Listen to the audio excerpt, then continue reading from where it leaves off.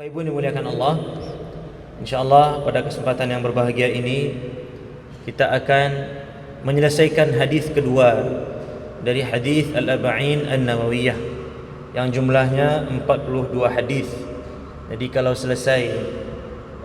selesai hadis ini berarti 40 hadis lagi. 40 bulan lagi selesai pengajian kita insyaAllah. Kalau satu hadis satu bulan. Nah ini sudah satu hadis, sudah dua pertemuan ini ya. Kita akan selesaikan di mana Umar menceritakan seseorang laki-laki yang datang kepada Rasulullah SAW sampai kemarin bertanya tentang rukun iman, dan kita sudah jelaskan iman kepada Allah, iman kepada malaikat Allah, kepada kitab Allah, kepada Rasul Allah, lalu beriman kepada hari kiamat dan beriman kepada takdir baik dan takdir buruk. Berikutnya laki-laki yang diceritakan oleh Umar itu bertanya kepada Rasulullah SAW tentang hari kiamat. Apa kata laki-laki ini? Dia mengatakan bahwa sebelum hari kiamat dia bertanya tentang ihsan dulu. Fa akhbirni 'anil ihsan. Apa itu ihsan, Bapak Ibu dimuliakan Allah? Ihsan itu sederhananya adalah profesional. Orang yang ihsan pasti solatnya profesional. Jadi profesional menjadi hamba Allah itulah muhsin. Jadi tingkatan paling rendah seorang hamba Allah itu adalah muslim, lalu mukmin, lalu muhsin. Orang yang Islam cukup bersyahadat asyhadu an la ilaha illallah wa asyhadu anna muhammadar rasulullah, lalu dia dirikan salat, dia bayar zakat, cukup dia muslim. Tapi kalau orang beriman tidak hanya cukup dengan perkara wajib, dia tambah dengan perkara sunnah, mukmin lagi. Adapun muhsin, ini yang profesional nih, salatnya sempurna, berinfak kasih yang terbaik. Ketika puasa betul-betul dia jaga dirinya, bukan dari sekedar yang membatalkan puasa saja, tapi dari yang merusak puasa, dia jaga dirinya. Itu namanya Bapak Ibu muhsin, profesional. Kalau pekerja profesional datang tepat waktu, bahkan masuk jam 7.30, 7.15 sudah datang ke tempat kerja supaya tidak terlambat, dianggap profesional. Maka profesional menjadi hamba Allah sebelum waktu solat masuk sudah bersiap-siap untuk solat, sudah bersiap-siap untuk ke masjid. Itu profesional menjadi hamba Allah. Itu yang ihsan. Dijelaskan definisinya di sini bahwa an ta'budallah ka'annaka tarahu. Kata Rasulullah, ihsan itu adalah kamu menyembah Allah seakan-akan kamu melihat Allah. Perumpamaan, di dunia Bapak Ibu mustahil kita bisa melihat Allah. Kalau di dunia ini ada orang yang mengaku melihat Allah Subhanahu wa taala, bohong. Rasulullah saja ketika beliau Mi'raj, Isra kan dari Masjidil Haram ke Masjidil Aqsa, kemudian dari Masjidil Aqsa ke langit ketujuh, ke Sidratul Muntaha, bertemu dengan Allah Subhanahu wa taala. Ketika para sahabat bertanya kepada Rasulullah, apakah engkau melihat wajah Rabbmu? Apa kata Rasulullah SAW? Cahaya yang begitu kuat sehingga Rasulullah tidak sanggup melihat. Artinya ada hijab. Di dunia tidak ada satupun yang bisa melihat Allah Subhanahu wa taala. Tapi nanti di akhirat, Bapak Ibu dimuliakan Allah, bisa. Ada hadisnya, bahkan ada ayatnya. Wujuhun yawma idzin nadhirah. Pada hari itu semua wajah berseri-seri, semua wajah sumringah, semua wajah bahagia, puncak kebahagiaan. Kenapa? Ila rabbiha nazirah. Wajah yang sumringah itu, ceria itu, tengah melihat wajah Allah Subhanahu wa taala. Di dalam Al-Qur'an Allah berfirman, lilladzina ahsanul husna wa ziyadah. Bagi orang-orang yang profesional menjadi hamba Allah, bagi orang-orang yang ihsan, dia akan mendapatkan husna. Apa itu husna? Para ulama tafsir mengatakan husna yang dimaksud di sini, kebaikan yang dimaksud dalam ayat ini adalah syurga. Al-husna hiyal jannah. Wa ziyadah, akan ada bonus. Jadi ada dua yang akan didapatkan oleh para muhsinin, oleh orang-orang yang profesional menjadi hamba Allah. Yang pertama husna, yang kedua ziyadah. Apa itu ziyadah Bapak Ibu? Ulama tafsir mengatakan ru'yatu wajhillah, yaitu melihat wajah Allah Subhanahu wa taala. Di dalam sebuah hadis yang sahih, Rasulullah sallallahu alaihi wasallam bersabda, "Idza dakhala al-ahlul jannati al-jannata fanada munadin." Ketika semua penduduk syurga sudah masuk ke dalam syurga, terdengar pengumuman. Semoga Allah jadikan kita sebagai hamba yang mendengar pengumuman ini nantinya. Pengumumannya adalah, ya ahlal jannah, ya ahlal jannah, wahai penduduk syurga. Kalau sekarang kan kepada penduduk Indarung dan sekitarnya masih biasa. Coba bayangkan nanti kita di syurga dipanggil, wahai penduduk syurga. Berapa nikmatnya Bapak Ibu dimuliakan Allah. Inna lakum indallahi mau'ida yuridu ay yunjizakumu. Wahai sekalian penduduk syurga, Allah punya janji kepada kalian dan Allah ingin tunaikan janji itu hari ini. Mahu, semua penduduk syurga bertanya, janji apa jolai ko? Mahu, janji apa lagi? Alam yubayyid wujuhana, bukankah Allah telah mencerahkan wajah kami? Jadi nanti kan di akhirat itu yauma tabyaddu wujuh wa taswaddu wujuh. Ada wajah yang putih berseri-seri bersinar, ada wajah yang hitam. Ya. Jadi di dunia ndak agak kalam wajah. Semoga di akhirat nanti bersinar. Ya. Jadi di akhirat itu nanti ada dua bentuk wajah. Ada yang tabyaddu wujuh wa taswaddu wujuh. Ada wajah yang abyad, yang bayda, al-wujuh al-bayda, yang berseri-seri. Makanya kata penduduk syurga, janji apa lagi? Alam yubayyid wujuhana, bukankah Allah telah selamatkan kami dengan memberikan kami cahaya di wajah? Wa yuthaqqil mawazinana, bukankah Allah Subhanahu wa taala telah memberatkan timbangan kami? Fa amma man thaqulat mawazinuhu fa huwa fi 'ishatin radiyah. Bukankah Allah telah beratkan timbangan kami? Wa yuzahzihna 'anil nar, bukankah Allah telah menyelamatkan kami dari neraka? Wa yudkhilna al-jannah, bukankah Allah telah memasukkan kami ke syurga? Allah sudah putihkan wajah kami di akhirat ini. Allah sudah beratkan timbangan kebaikan kami. Allah sudah selamatkan kami dari api neraka. Allah sudah masukkan kami ke dalam syurga dan kami sudah merasakan nikmat syurga. Janji apa jolai kau? Mahu, janji apa lagi? Fayakshifu lahumul hijab. Ketika itu dibukakanlah hijab, penghalang yang selama ini membuat kita para hamba tidak mampu melihat wajah Allah Subhanahu wa taala. Ada hijabnya. Fayanzuruna ilaih.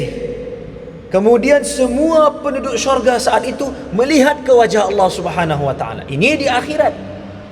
Dia melihat wajah Allah. Semuanya melihat wajah Allah.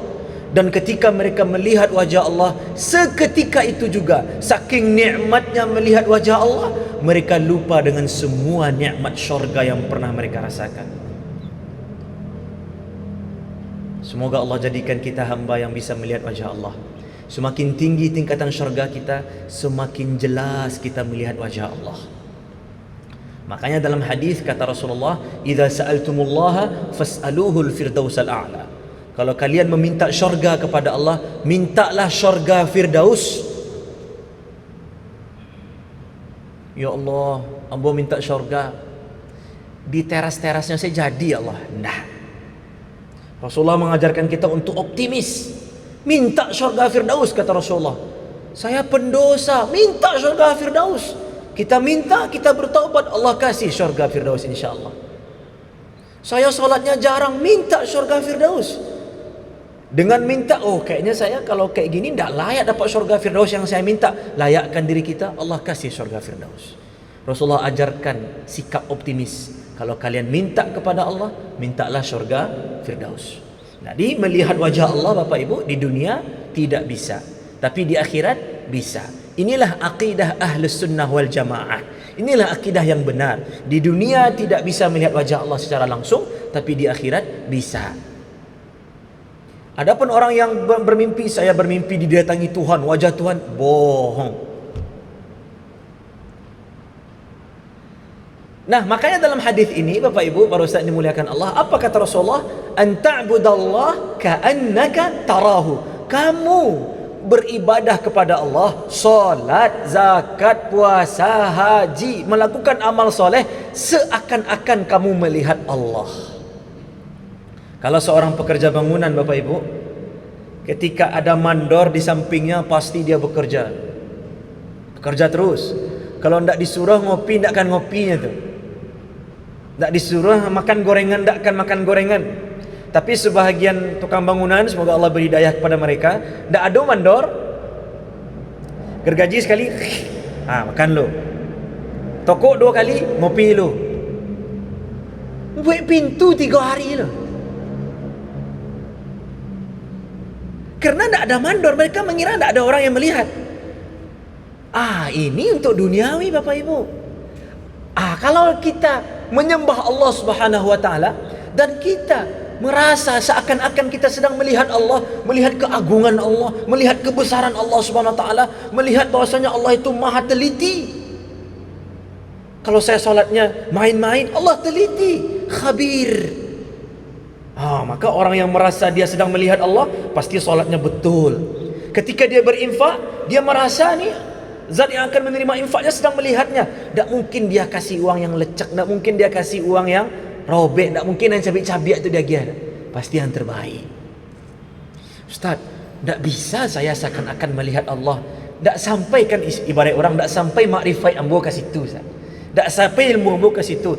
Pindah ke level kedua, masih level ihsan, masih level profesional menjadi hamba Allah. Apa itu?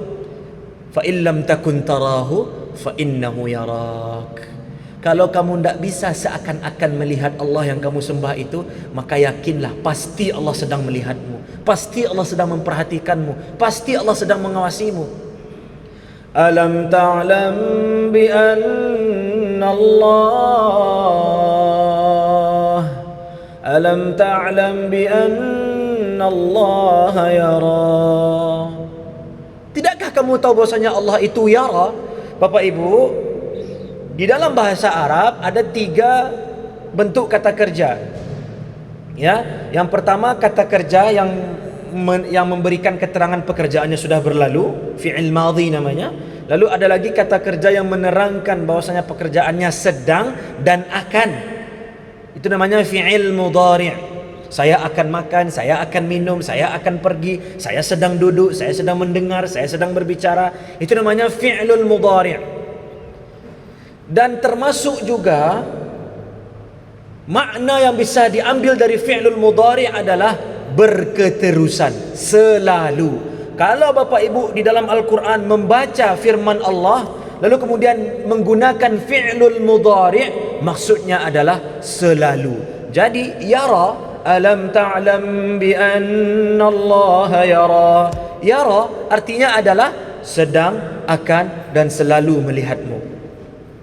Itu fi'il mudhari'. Jadi kalau kita baca di Al-Quran fi'il mudhari', maksudnya adalah selalu.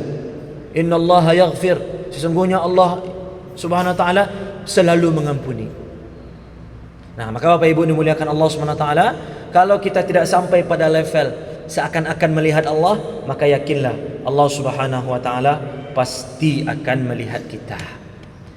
Nah, ini memang tingkatnya agak susah.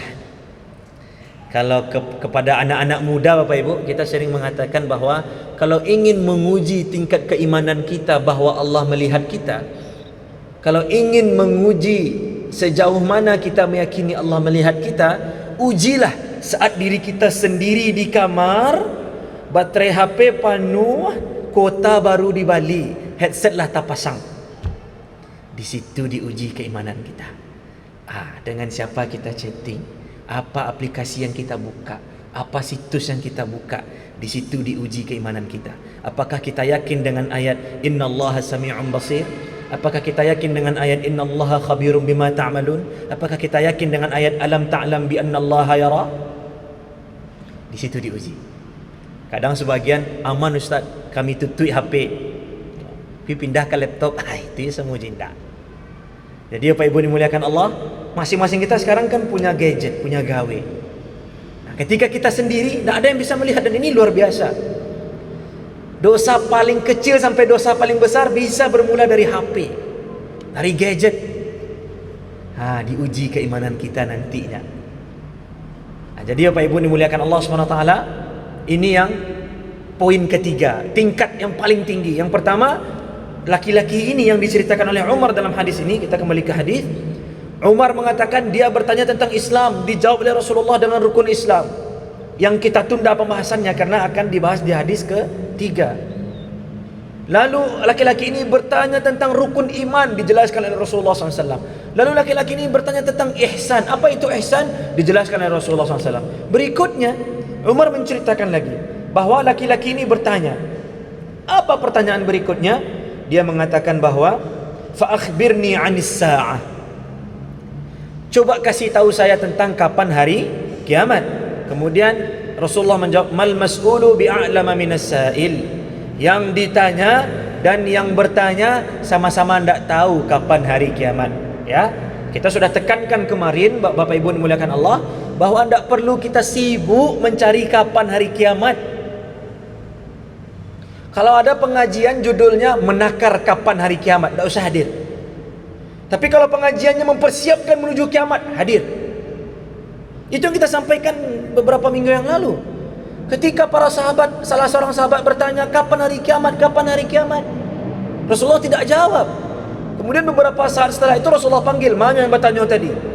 Apa pertanyaan kamu? Kata sahabat ini, kapan hari kiamat? Apa kata Rasulullah? Sebelum saya jawab, saya tanya balik, apa persiapan kamu kalau dia datang malam ini, besok, minggu depan? Jadi Rasulullah SAW sudah kasih info, tidak usah terus sibuk tentang kapan hari kiamat. Tapi sibuklah dengan kok tiba yang Jumat besok, yang pasti Jumat. Jumat bila entahlah. Yang jelas Jumat kau landak lah lewat hari Jumat. Masuk maghrib lah lewat Jumat. Mungkin Jumat besok. Mungkin Jumat satu lagi. Mungkin Jumat 10 tahun lagi. Kita tidak tahu. Nah, pertanyaannya, kalau datang hari kiamat itu, siapkah kita? Dan kiamat ini Bapak Ibu terbagi dua. Ada kiamat besar, ada kiamat kecil. Bahkan kematian seseorang itu dianggap kiamat baginya, karena kiamat ini adalah akhir dari segala-galanya. Qad ja'at qiyamatuhu. Sudah datang kiamatnya, maksudnya sudah mati dia, sudah meninggal. Nah, maka sebelum kiamat kita datang, apa yang kita persiapkan? Ditanya kapan kiamat, kapan kiamat? Sibuk bertanya kapan kiamat. Allahu Akbar, Allahu Akbar, sampai hayya 'alas salah. Ayo salat, ayo salat. Tunggu dulu, kok seketiklah sampai kau bila hari kiamat? Orang solat. Jadi apa Ibu dimuliakan Allah SWT, Nabi pun tidak menggubris dan tidak tahu. Bahkan laki-laki ini yang nanti di akhir hadis ternyata diketahui dia adalah Jibril yang menyamar. Jibril, malaikat yang paling dekat dengan Allah pun tak tahu kapan hari kiamat. Jadi mohon maaf tidak menyinggung siapapun, tidak menyinggung dai, ustaz, ulama manapun. Ketika ada umpamanya pengumuman akan diadakan tabligh akbar tentang menakar kapan hari kiamat, diisi oleh malaikat Jibril, tidak usah datang. Jibril pun mengisi, tidak usah datang. Kerana Jibril pun tak tahu kapan hari kiamat. Nabi pun tak tahu kapan hari kiamat. Cuma yang kita harus tahu, apa bekal kita ketika kiamat itu nanti datang. Ada 4 hal yang ditanya oleh Allah nanti. Kaki kita tidak akan berpindah. Ketika kita berbicara langsung dengan Allah, kita pertanggungjawabkan amal kita. Tentang umur kita habiskan dengan apa, tentang harta dari mana kita dapatkan dan untuk apa kita belanjakan, tentang ilmu,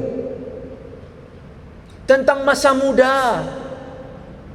Sudahkah kita siap untuk menjawab ini? Cik poin saya panjang mungkin, haratum.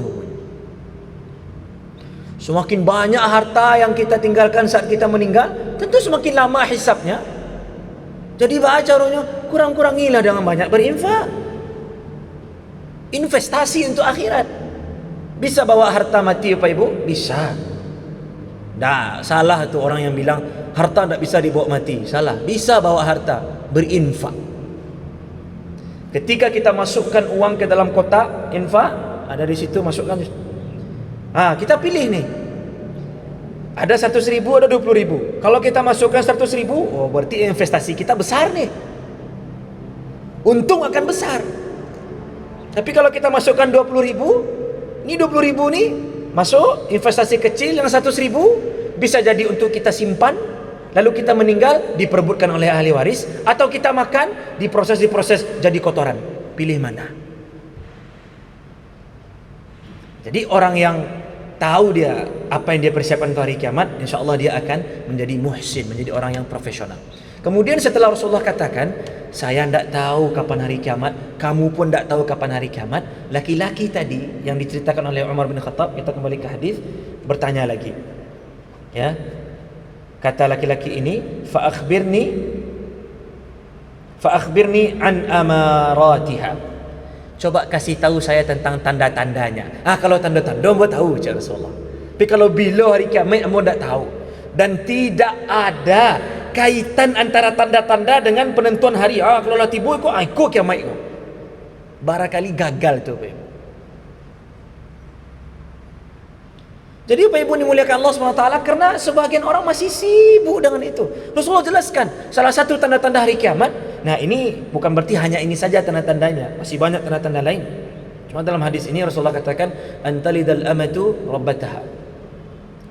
Ketika seorang budak perempuan melahirkan tuannya. Ada beberapa makna yang diungkapkan oleh para ulama ketika Rasulullah memberikan tanda-tanda ini. Bayangkan, budak perempuan melahirkan anak kandungnya sendiri jadi tuannya, ibu jadi budak. Dari beberapa makna, dua yang mampu kami hadirkan. Yang pertama adalah nanti menjelang hari kiamat datang akan kembali sistem perbudakan. Kembali ada budak. Dan Islam datang Bapak Ibu untuk menghapuskan sistem perbudakan. Kalau Bapak Ibu perhatikan, di zaman dahulu perbudakan masih ada. Nah, itu banyak bentuk-bentuk kafarat itu membebaskan budak. Motivasi agar orang-orang mau membebaskan budak, sehingga budak sudah tidak ada lagi. Jadi di zaman ini Bapak Ibu dimuliakan Allah, di zaman ini tidak ada lagi perbudakan. Walaupun kami pernah mendengar, wallahu a'lam, ada seorang kaya, rajulun thari, seorang yang kaya raya di Arab Saudi sana, dia mengklaim bahwasanya bagi yang mau membebaskan budak, kan ada contohnya berhubungan suami istri di siang hari Ramadan, kan ada kafaratnya, salah satunya membebaskan budak. Sekarang kan tidak ada lagi itu. Kita di Padang ni mana ada membebaskan budak. Kita cari kafarat yang lain. Nah, ini beliau ini mengatakan bahwasanya saya punya budak di daerah Mauritania katanya, dekat Maroko. Ya, Mauritania. Wallahu a'lam kebenarannya. Ya. Jadi katanya kalau mau membebaskan budak sini. Dan kalau pembantu di rumah Ustaz itu tidak budak. Budak itu bisa diperjualbelikan. Budak itu seperti benda mati, bisa diperjualbelikan. Bahkan budak perempuan itu boleh digauli oleh tuannya yang laki-laki. Ya, Anas bin Malik kalau tidak salah itu termasuk orang yang punya banyak anaknya. Ya, termasuk dari budak-budaknya. Dan anak yang lahir dari budak itu merdeka, dia tidak jadi budak. Karena bapaknya tuan, bapaknya merdeka. Dia ikut bapak. Jadi kalau lahir, umpamanya seorang tuan laki-laki menggauli budak perempuannya, dan itu halal dalam Islam di masa dulu. Makanya kita garis bawahi, kita tebal hitamkan, pembantu bukan budak. Nanti dihilahkan loh, disamakan loh pembantu jo budak.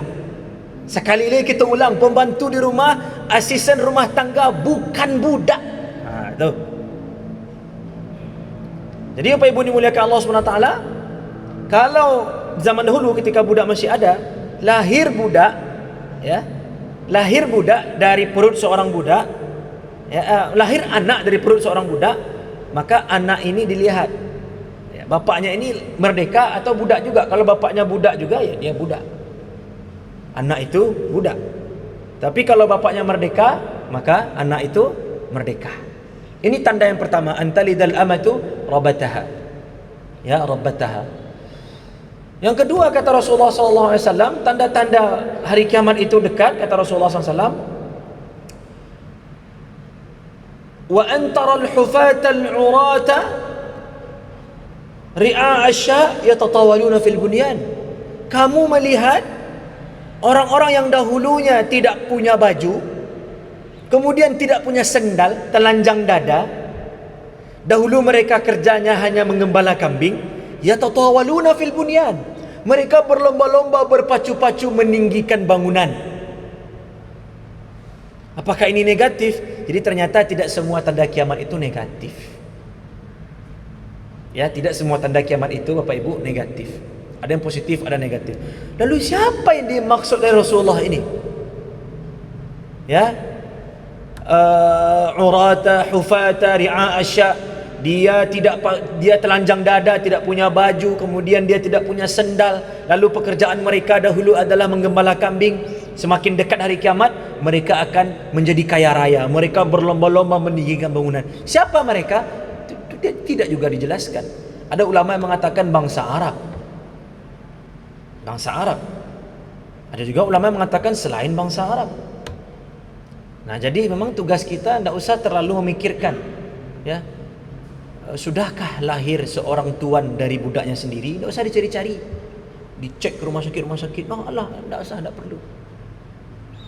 Ya, atau kita lihat, oh Arab itu Ustaz, Arab tu sudah meninggikan bangunan. Kalau you berarti lah dah kiamat tu lah tu. Amal soleh lah, berzakat lah, berinfak lah, solat, pergi haji yang non haji, pergi umrah yang non umrah. Tak usah berlama-lama. Tak usah hujat pula orang Arab. Orang Arab, jangan bangun bangunan lah. Taklah bisa. Ini kan alamiah saja. Belum tentu pula itu mereka yang dimaksud oleh Rasulullah sallallahu alaihi wasallam. Kemudian Bapak Ibu dimuliakan Allah, apa kata Umar menceritakan setelah dijelaskan oleh Rasulullah, berbincang-bincang Rasulullah dan laki-laki ini, thumman talaqa falabistu maliya, lalu laki-laki itu yang menyamar tadi pergi. Lalu beberapa hari aku pergi juga, kami pulang, bertemu lagi dengan Rasulullah sallallahu alaihi wasallam. Kata Rasulullah sallallahu alaihi wasallam, ya Umar, atadri manis sa'il?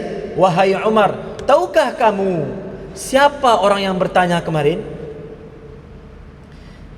Dan selalu para sahabat menjawab dengan jawaban Allahu wa rasuluhu a'lam. Ini jawaban yang penuh adab kepada Nabi, kepada guru. Umar tidak mencoba untuk menerka-nerka. Oh, sebentar Rasulullah, sebentar loh. Ada tak opsinya Rasulullah? Tak. Kok tak tahu tu, ya tak usah cuba-cuba untuk tahu. Tak usah mengarang-ngarang. Oh, mungkin itu sepupu engkau ya Rasulullah. Tak ada Umar mencoba untuk menjawab. Karena Umar tak tahu, Umar langsung mengatakan Allahu wa rasuluhu a'lam. Allah dan Rasulnya lebih tahu. Karena betul-betul Umar tak tahu. Dan ini adab yang diajarkan oleh Umar kepada kita dan para sahabat yang lain. Setiap mereka ditanya tentang sesuatu yang mereka tidak tahu, mereka tidak berusaha untuk menerka-nerka. Ketika yang bertanya ini guru, ya, atau pemimpin atau orang tua. Tapi kalau pertanyaan kuis, cubalah, mana tahu batuah. Rugi lah kalau tidak dicuba. Jadi apa ibu dimuliakan Allah SWT? Lalu kata Rasulullah SAW, innahu Jibril. Sesungguhnya itu adalah Jibril. Dan ini juga menjadi dalil bahwasanya malaikat itu bisa menyamar. Dan dalam riwayat-riwayat dikatakan Bapak Ibu juga jin-jin itu juga bisa menyamar. Ya, tapi jin itu biasanya menyamar jadi binatang, termasuk binatang berbisa. Tapi aku kurang ahli dalam bidang ini. Yang ahli dalam bidang ini Ustaz Zulfi itu ahli ya. Pakar ruqyah itu beliau. Nah, jadi Bapak Ibu dimuliakan Allah SWT, ini dalil bahwasanya malaikat pernah menyamar dan bisa menyamar. Tentu penyamaran malaikat dengan penampilan yang sempurna. Lihat tadi Umar, di awal-awal hadis Umar menceritakan laki-laki yang gagah, bajunya putih bersih, rambutnya rapi, tidak ada debu sedikit pun.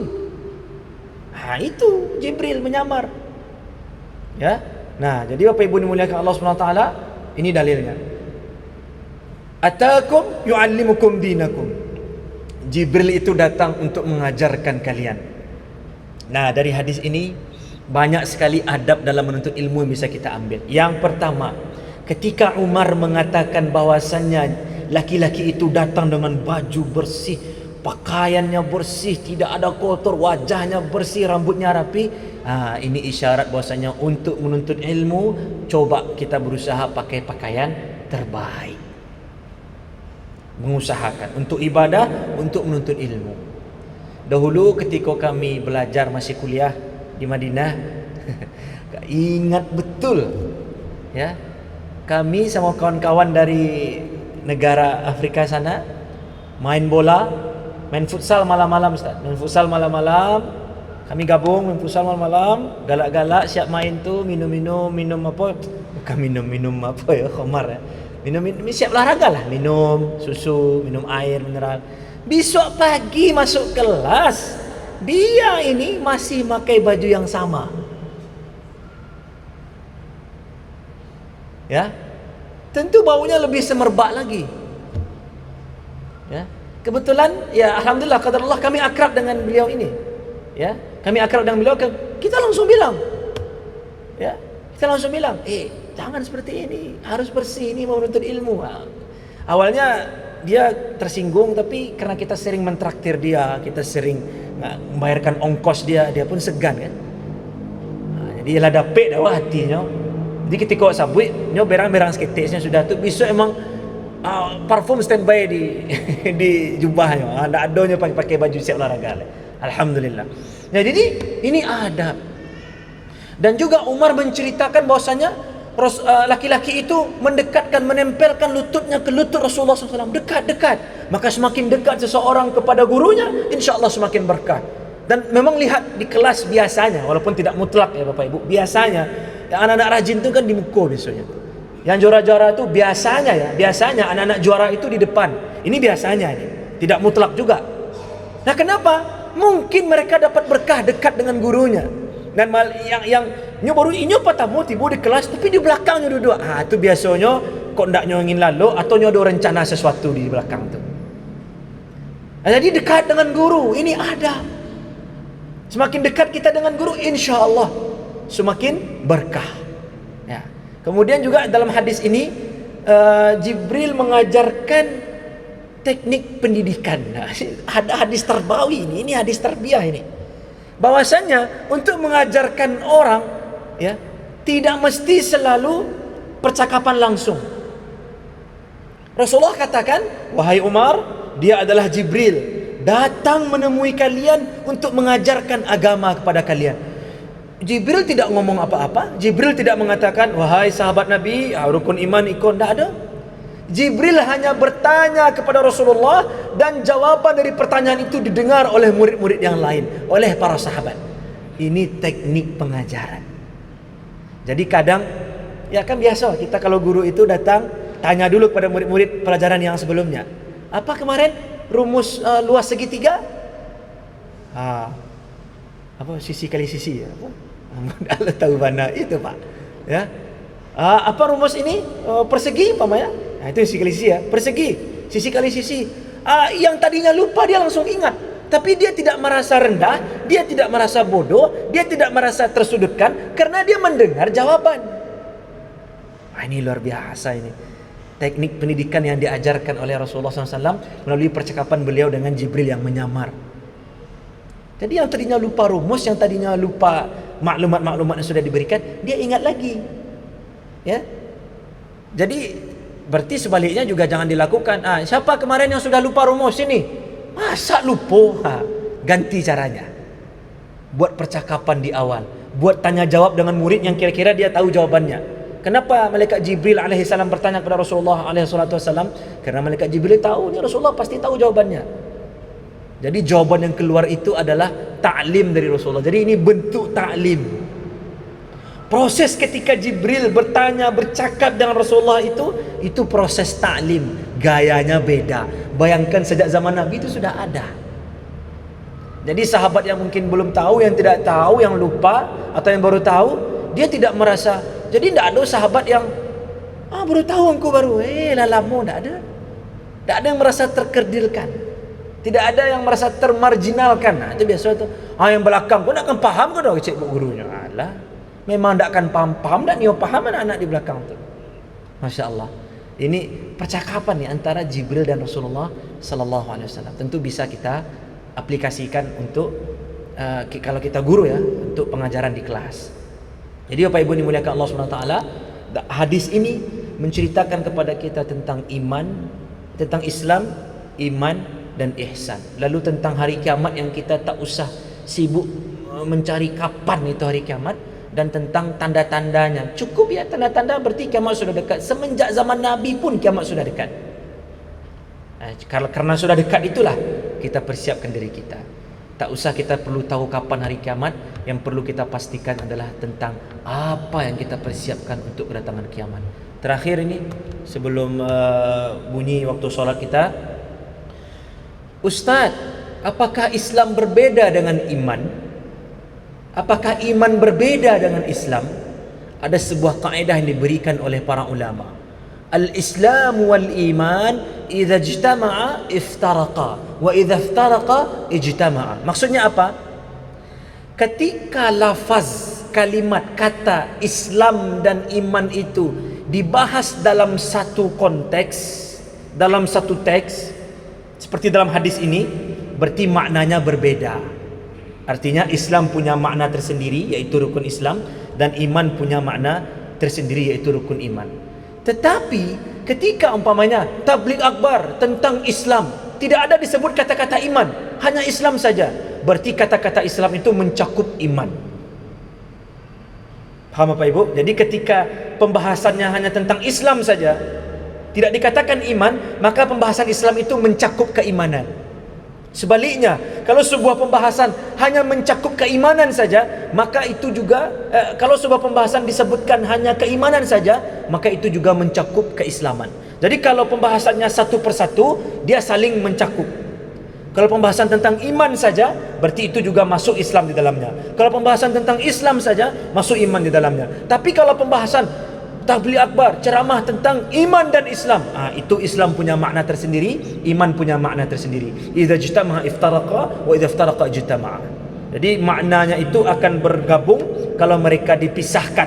Kalau kata-kata iman ini dan Islam dipisahkan, dan maknanya akan berbeda-beda kalau mereka digabungkan dalam satu konteks pembicaraan. Wallahu a'lam bishawab. Waktu Isya sudah masuk dan kita sudah menyelesaikan hadis nomor 2. InsyaAllah kalau Allah izinkan, kalau Allah mudahkan, pertemuan berikutnya kita akan masuk hadis ketiga yang diriwayatkan oleh anak Umar bin Khattab radhiyallahu anhuma wa ardahuma. Demikian saja. Pasti banyak salah kepada Allah, kami mohon ampun. Astagfirullah. Banyak maaf. Assalamualaikum warahmatullahi wabarakatuh.